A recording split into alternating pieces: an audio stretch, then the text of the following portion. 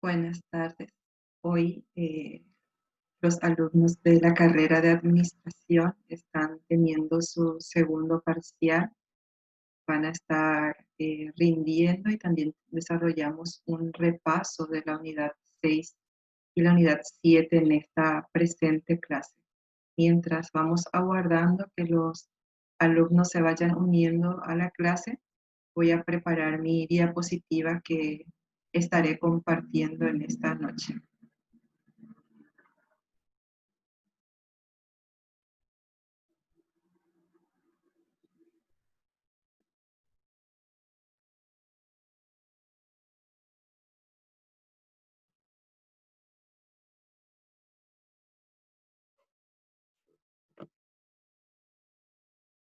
Hoy, como todos ustedes, los alumnos de la carrera de administración, están teniendo su parcial, no vamos a estar desarrollando la clase a través del foro, solamente a través de la clase virtual. Entonces, para poder aprovechar este tiempo que ustedes tienen esa semana de examen, ya también se aproxima el examen recuperatorio, el tercer parcial, en donde aquellos alumnos que no hayan podido rendir por alguna razón o algún inconveniente que les haya surgido, entonces tienen la posibilidad de tomar este tercer parcial para regularizar su, sus exámenes. Entonces, específicamente la carrera de administración, la materia de economía, tienen fijado el recuperatorio para la fecha 27 de julio. Bueno, en el día de hoy, la clase estaremos viendo la retroalimentación de las unidades 6 y 7.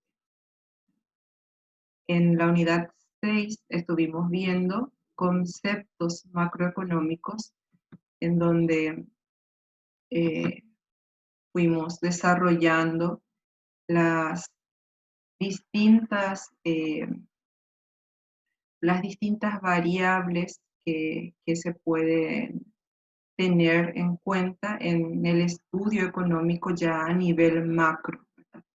Entonces dijimos que la macroeconomía estudia el funcionamiento de la economía en su conjunto y su centro de atención es la producción total de bienes y servicios y las variaciones del nivel medio de precios, ¿verdad?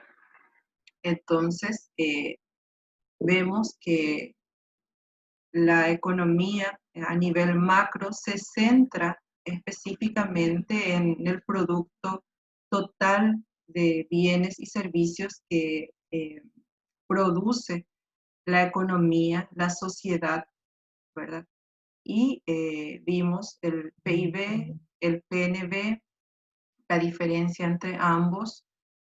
También fuimos viendo el nivel medio de precios, el IPC, incluso vimos datos actuales a nivel país, de acuerdo a la encuesta que se ha realizado en la última encuesta, en donde vimos el peso que tiene cada bien o cada servicio en el consumo eh, de una familia tipo, ¿verdad? Entonces, vamos a fijarnos ya en el concepto del nivel medio de precios, ¿verdad? El nivel medio de precios o simplemente también nivel de precios es una media ponderada de los precios de los diferentes bienes y servicios de la economía, ¿verdad? Y en donde eh, la que es más importante recibe un mayor peso. En la clase que tuvimos de esta unidad, habíamos visto que alimentos tiene un peso del 26% dentro del consumo de una economía, de una familia, una economía doméstica, ¿verdad? Damos la bienvenida ahora a Saúl, que está ingresando en nuestra clase. Entonces, le informamos, ¿verdad?, que estamos realizando eh, la retroalimentación de las unidades 6 y 7. Y dentro de los conceptos macroeconómicos fuimos viendo el concepto de nivel medio de precios. También vimos el concepto del IPC, que es el índice de precios de consumo, que es un indicador del costo total de bienes y servicios comprados por un consumidor representativo, ¿verdad? Y se basa en el costo de una cesta, ¿verdad? Una cesta de consumo de bienes y servicios que pretende justamente representar las compras de una economía doméstica que es representativa. Habíamos dicho que el Banco Central se encarga de realizar periódicamente, cada 5 años, el recabar los datos de las familias domésticas representativas, ¿verdad? En donde se puede obtener el índice de precios de consumo. También habíamos visto el concepto de los ciclos económicos. Toda economía tiene ciclos económicos. Y el ciclo económico consiste en las fluctuaciones de la producción total o también decimos Producto Interno Bruto, ¿verdad? Que van acompañadas de fluctuaciones del nivel de desempleo y la tasa de inflación, ¿verdad? Habíamos dicho que eh, existen 4 fases del ciclo económico, que sería la depresión, la recuperación, la cima y la recesión, ¿verdad? Estas fases, en cierto momento, alguna de ellas puede ser más prolongada que otras, ¿verdad? Cuando tenemos un permanente crecimiento en la economía, vemos una cima, ¿verdad? Nos aproximamos a una cima. Luego, cuando tenemos una situación eh, dificultosa en la economía, vemos que tenemos una recesión y luego al llegar a un fondo volvemos otra vez con la recuperación. Estos serían los ciclos económicos. También vimos los conceptos de inflación, desempleo y crecimiento. Habíamos dicho en la ocasión donde estuvimos repasando, perdón, dando ya la clase de conceptos macroeconómicos, habíamos mencionado que el crecimiento económico de un país es medido por el Producto Interno Bruto, ¿verdad? Y que se cuantifica este indicador en dólares en el volumen total de bienes y servicios que es producido por un país en un periodo determinado, y normalmente ese periodo suele ser de un año.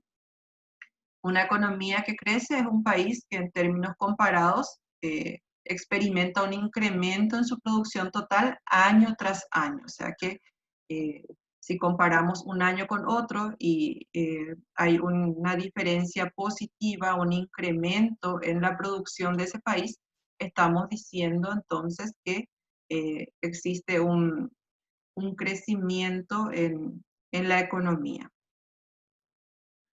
Inflación, también vimos el concepto de inflación, que es alza sostenida y permanente de los precios de los productos, ¿verdad? Y se produce normalmente por un ajuste del mercado que es provocado por un exceso de demanda o una caída de la producción. Entonces, si la producción de ese país cae, eso va a producir, ¿verdad?, una baja tasa de crecimiento económico. Cuando el precio de los bienes va aumentando año tras año y no hay una mayor producción en la economía, entonces se va a producir una inflación, ¿verdad? También hablamos del concepto de desempleo, y este desempleo, ¿verdad?, es considerado un problema económico grave porque desde el punto de vista social, ¿verdad?, opera en dirección opuesta al crecimiento, por lo que normalmente se espera que en periodos en donde la economía crece, el desempleo disminuya y viceversa, ¿verdad? Cuando tenemos una recesión en la economía, también aumenta el desempleo. Entonces, el desempleo está en dirección opuesta al crecimiento económico. Y tanto el crecimiento económico, la inflación y el desempleo son fenómenos económicos, ¿verdad? Y para ser más precisos, son fenómenos macroeconómicos que están íntimamente relacionados, que son interdependientes, que están interactuantes y en donde la evolución de uno de estos fenómenos afecta a los otros dos y viceversa, ¿verdad?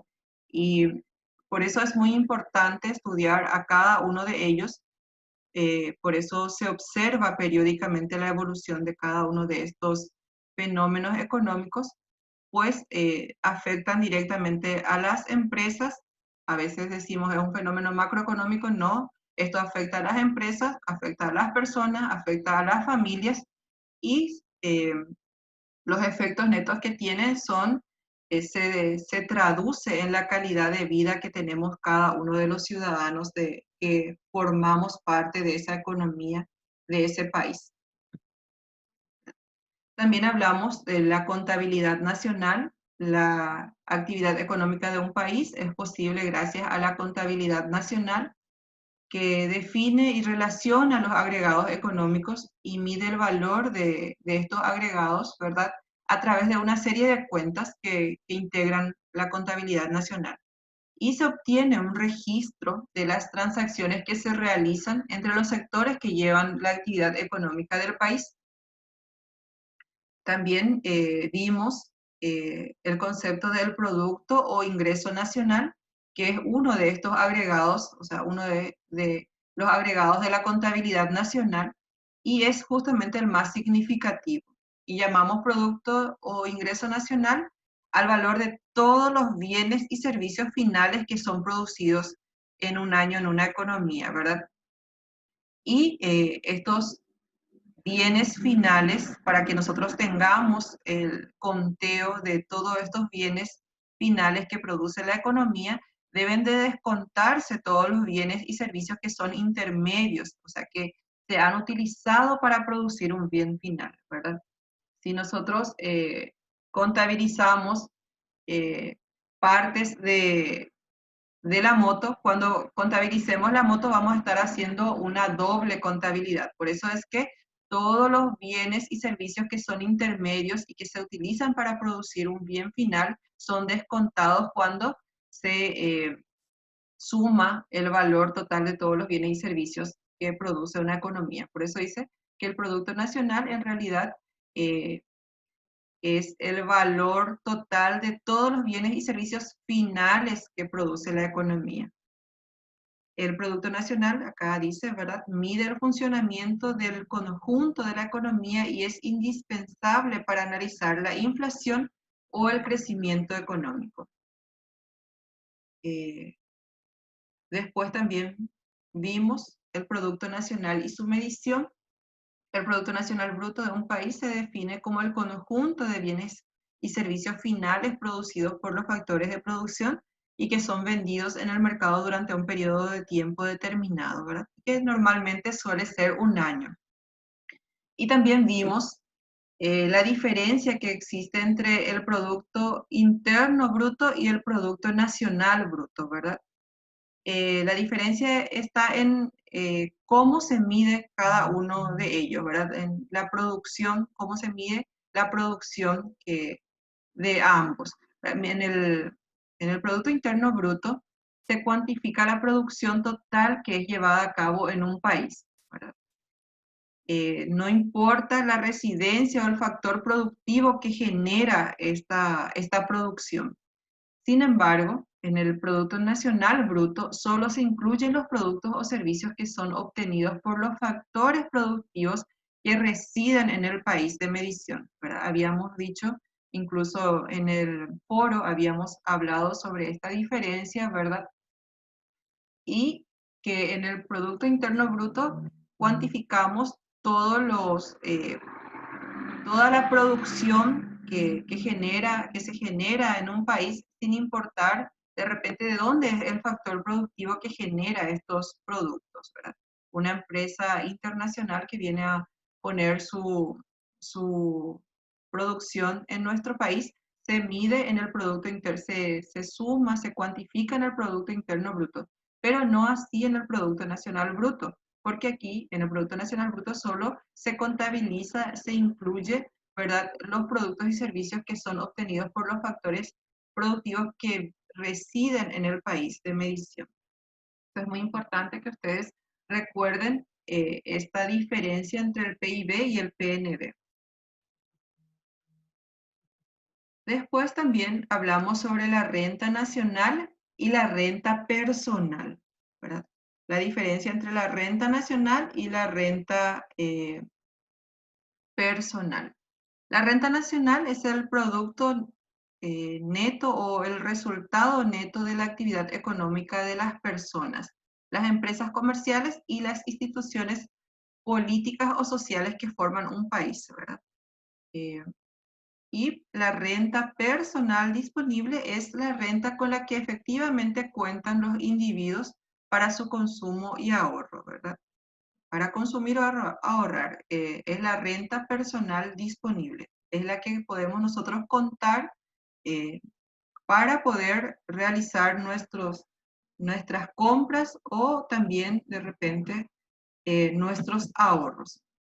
Eso fue lo que vimos, o sea, a grandes rasgos, lo que hemos visto en los conceptos macroeconómicos.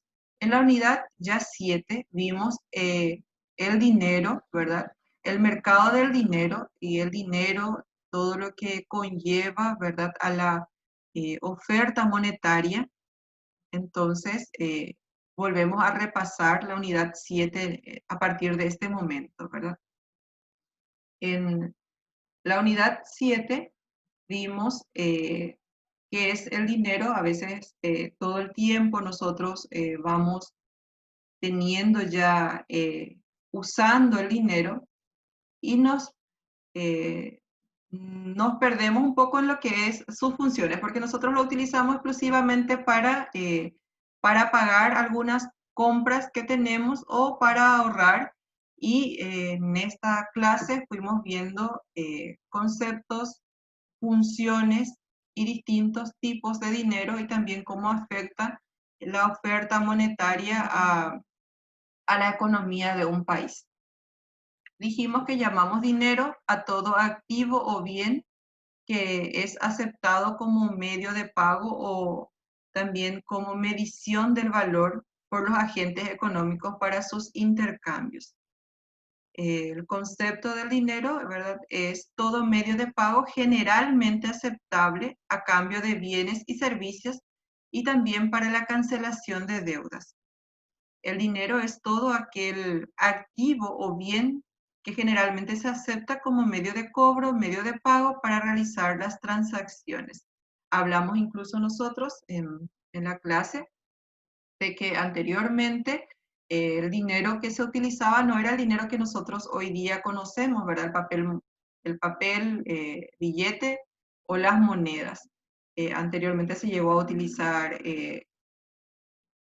ya sea los metales preciosos, ¿verdad? En la época del mercantilismo, eh, el oro, la plata, también se llegaron a utilizar diferentes bienes como dinero en diferentes partes de nuestro continente, de nuestro planeta, ¿verdad? Entonces, el dinero es todo activo que nos sirve para realizar nuestros pagos y nuestros intercambios de bienes y servicios. Hablamos de 4 funciones del dinero, ¿verdad? Desempeña 4 funciones. Primero dijimos que es un medio de pago porque nos facilita la compra de las mercancías que queremos realizar, los bienes que necesitamos.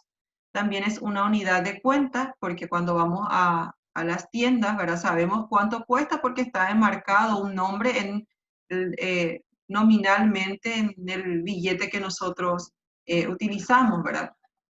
Por ejemplo, si vamos a comprar tomates, sabemos que está a 10.000 el kilo, a 5.000 guaraníes el kilo. Entonces es una unidad de cuenta también el dinero. También es un almacén de valor porque podemos nosotros realizar depósitos y para poder utilizarlo en tiempos futuros para compras futuras, ¿verdad?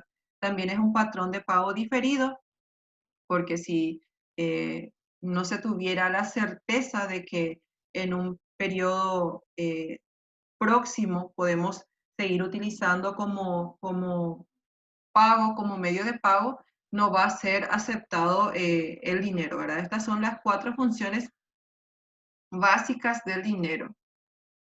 Después también fuimos viendo los diferentes tipos de dinero, ¿verdad? Hablamos del dinero signo, también del dinero mercancía, del dinero de curso legal, ¿verdad?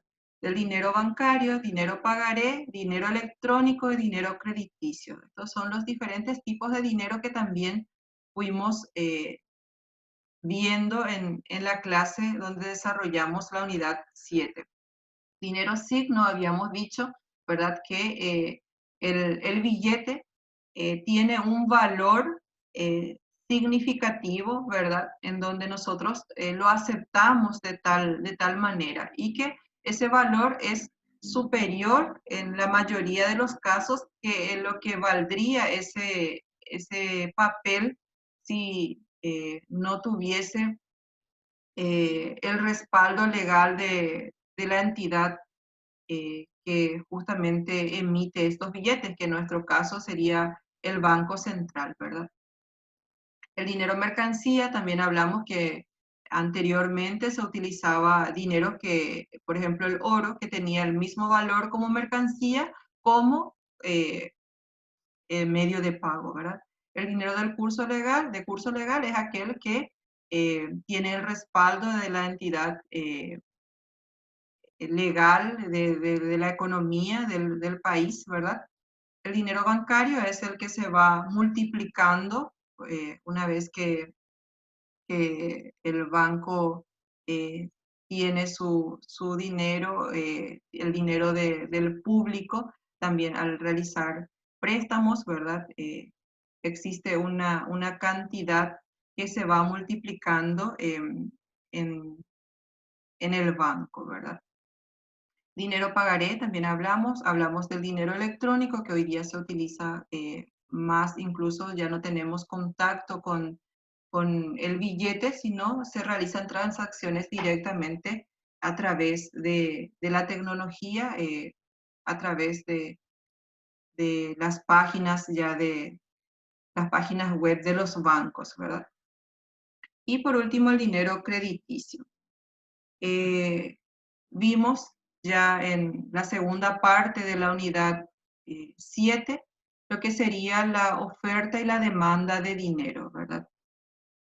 Habíamos dicho que el dinero es un bien como cualquier otro bien, ¿verdad? Y como tal es ofertado y también demandado por los agentes económicos, ¿verdad? Eh, los agentes económicos que en este caso son los ahorristas, aquellos que tienen un superávit en su economía, y los que solicitan el crédito, aquellos que necesitan que se les financie su proyecto, ¿verdad? Entonces, estas unidades económicas, estos agentes económicos, eh, tienen una intermediación a través de los bancos, las entidades financieras, las cooperativas, ¿verdad? El dinero tiene también su precio y su precio es el tipo de interés que genera por su ahorro o por su préstamo. Y se determina justamente en función de la oferta y la demanda de dinero que existe en determinado momento en la economía. Entonces no debemos de olvidar que el dinero es un bien como cualquier otro bien en la economía y tiene su oferta y su demanda.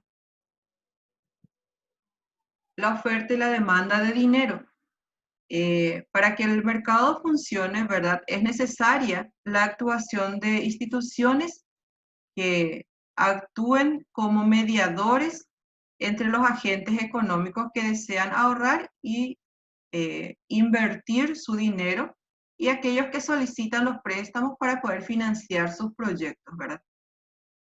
Estas intermediaciones financieras, ¿verdad? Lo realizan, como ya lo dijimos, los bancos, las entidades financieras, las cooperativas y ahí entran a actuar, ¿verdad?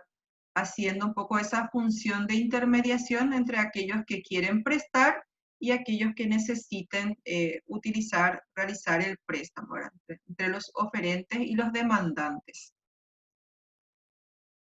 Y también dijimos, ¿verdad?, de que estas instituciones financieras eh, canalizan el ahorro, ¿verdad?, de los prestamistas, que son las unidades de gasto que tienen superávit, hacia los prestatarios, que son las unidades que tienen déficit, ¿verdad? Entonces los intermediarios financieros actúan canalizando el ahorro, ¿verdad?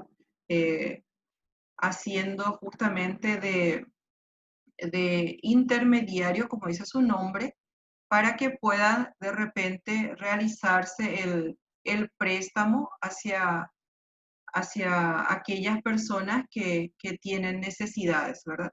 Y es todo eh, un procedimiento que ellos realizan porque eh, tienen su parte, digamos que legal, que pueda también ya garantizarle a aquellos que tienen ahorro de que pueden nuevamente después, pasado un tiempo, retirar su capital más los intereses que ha generado en ese periodo, ¿verdad?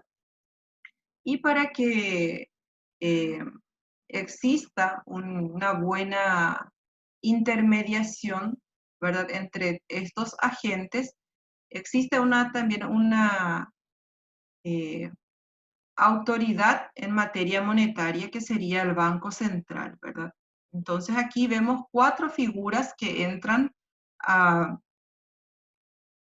a actuar en el mercado del dinero, ¿verdad? Los ahorristas, los prestatarios, también ya los intermediarios financieros y por último el Banco Central, ¿verdad? Los prestatarios ahorristas, prestamistas, los que solicitan, ¿verdad? Ya los créditos, sabemos. Entonces están los oferentes, los demandantes, los intermediarios financieros y por último el Banco Central, que justamente tiene la misión de controlar, de regular un poco el dinero que circula en la economía del país, ¿verdad? Y se encarga justamente de la oferta monetaria y vigila y supervisa el sector de la banca, y su principal función es llevar a cabo la ejecución de la política monetaria del Estado, con el objetivo de mantener la estabilidad de los precios, el mantenimiento del empleo y el crecimiento económico, ¿verdad? Todo esto nosotros fuimos viendo incluso, ¿verdad?, cuando la política monetaria del país es expansiva o de repente es restrictiva, cómo afecta al final incluso al gasto de inversión en la economía de un país, ¿verdad? Entonces, después también vimos lo que significa oferta monetaria o oferta de dinero, y es la cantidad de dinero que circula en la economía de un país. Y es la suma ya sea de todo lo que se tiene en manos del público, todos los billetes y monedas que existen en circulación en la economía, ¿verdad? Y los depósitos bancarios que existen en una economía en un determinado momento, ¿verdad? Entonces, la suma de todo lo que está en manos del público más los depósitos bancarios sería la oferta monetaria de un país, de una economía. Hablamos también de la curva de la oferta monetaria, ¿verdad? Nosotros conocíamos la curva de la oferta en el mercado de bienes y servicios, que era una curva que tenía una pendiente positiva y estaba en relación directa con el precio. Sin embargo, en el mercado del dinero, la curva de la oferta monetaria es vertical y es aplicada por el Banco Central de cada país, ¿verdad? Dijimos que la curva de dinero es una línea recta vertical que está trazada sobre el nivel de la oferta monetaria que es elegida por el Banco Central. Y según el tipo de política que se aplique, puede ser una política monetaria expansiva en donde se incrementa la cantidad de dinero, o sea, hay una mayor cantidad de dinero en circulación en ese país y se desplaza la curva de la oferta monetaria hacia la derecha, ¿verdad? Entonces, cuando se aplica una política monetaria expansiva, la curva de la oferta se desplaza hacia la derecha y existe una mayor cantidad de dinero en circulación en la economía. Sin embargo, cuando la política monetaria es restrictiva, se reduce la cantidad de dinero y la curva de la oferta monetaria se desplaza hacia la izquierda. Estas son de repente las políticas que puede aplicar la entidad encargada de la política monetaria, que es el Banco Central. También vimos que la curva de la demanda de dinero es una línea que tiene una pendiente negativa, ¿verdad? Y la curva nos muestra las cantidades de dinero que los agentes económicos están dispuestos a demandar, ¿verdad? Para los diferentes tipos de interés que se tenga en un momento determinado, ¿verdad? Ya dijimos y reiteramos nuevamente que el precio del dinero es el tipo de interés. Vimos también 4 determinantes de la demanda de dinero. En principio es el tipo de interés. También tenemos el nivel medio de precios, la renta del consumidor y la incertidumbre que puede tener la economía de un país determinado. Vimos también cómo se producen los desplazamientos de la curva de la demanda de dinero.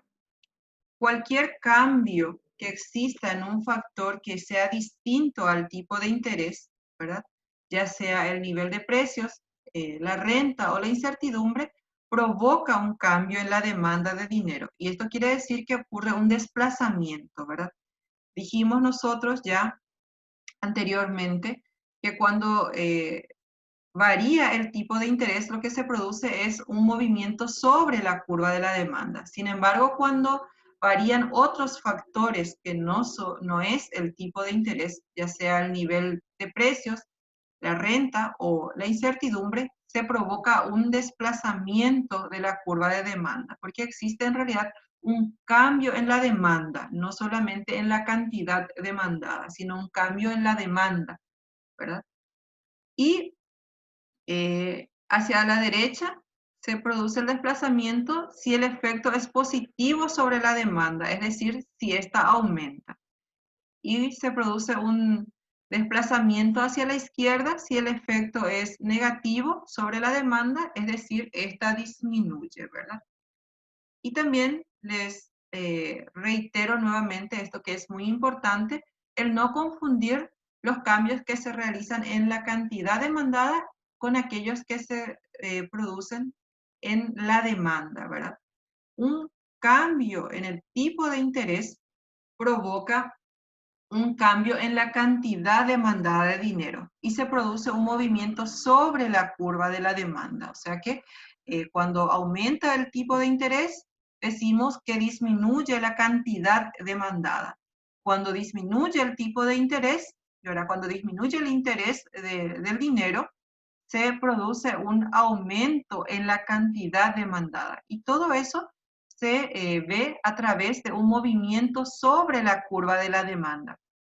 Sin embargo, si lo que varía es un factor que es diferente al tipo de interés, ¿verdad? Ya sea de repente la renta del consumidor o también el nivel de precios, ¿verdad?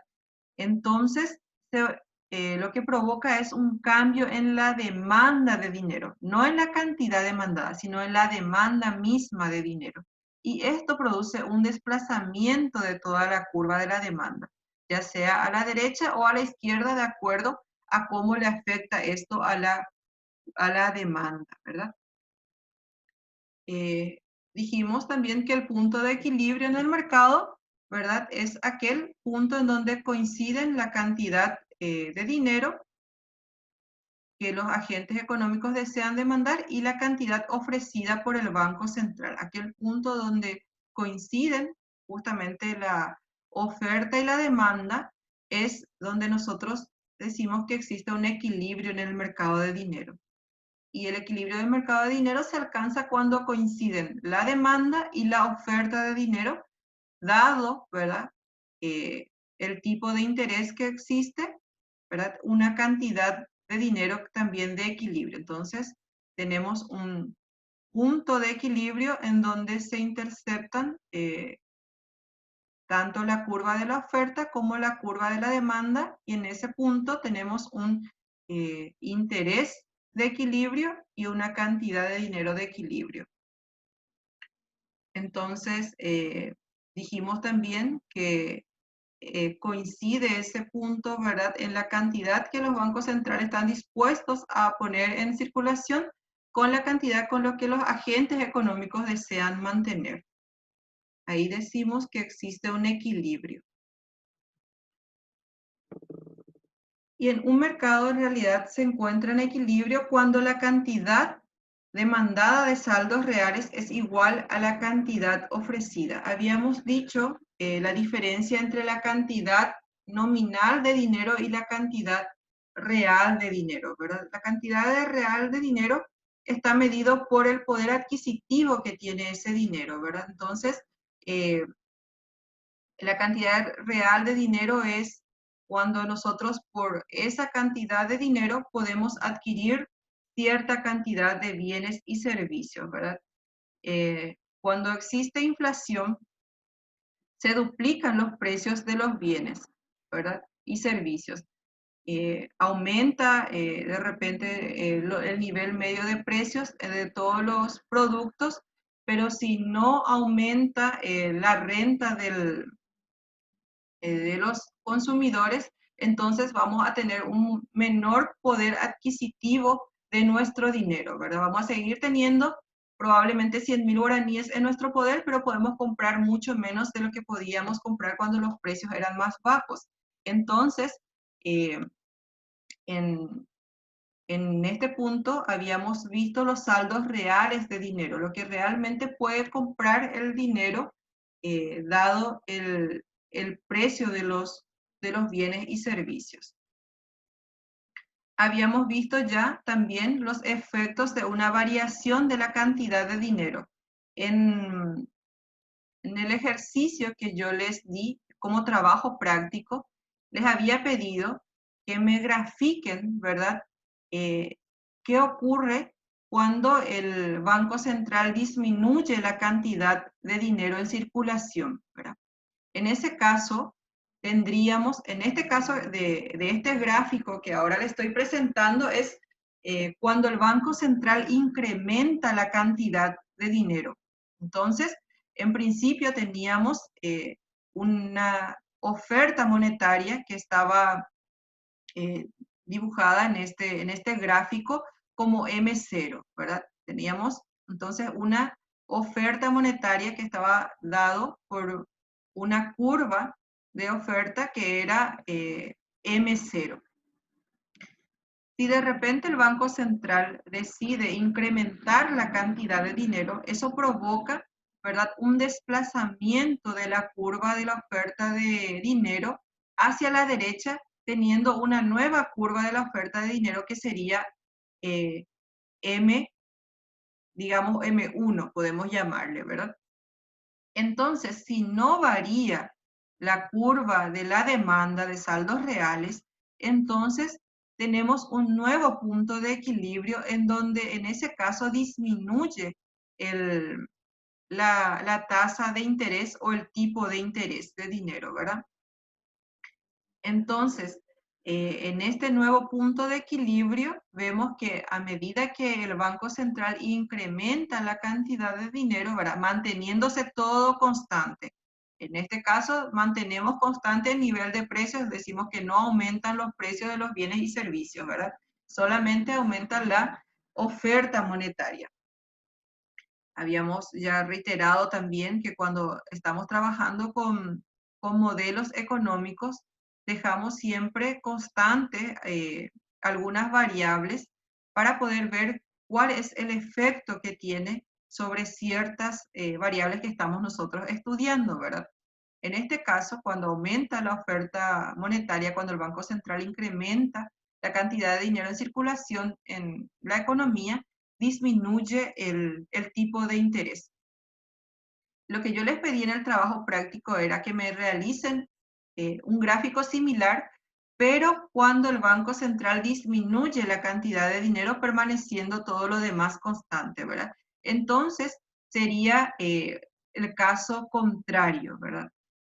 Sería que primeramente tendríamos una oferta monetaria que podemos llamarle M0, que está hacia la derecha, y cuando disminuye el tipo de interés, se iría a un M1 que va para la izquierda, ¿verdad? En ese caso, aumentaría el tipo de interés.